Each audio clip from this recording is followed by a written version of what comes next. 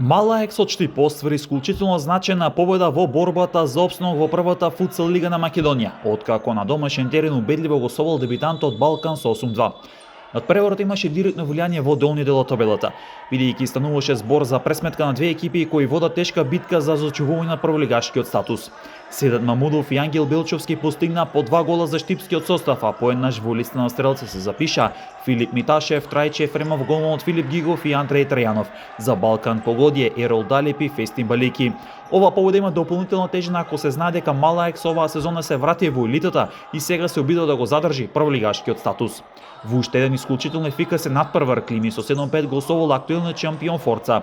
Домашниот тим имаше контрола врз резултатот, водеше со 4-2 на полувреме, а во втори дел стигна и до убедливи 7-2.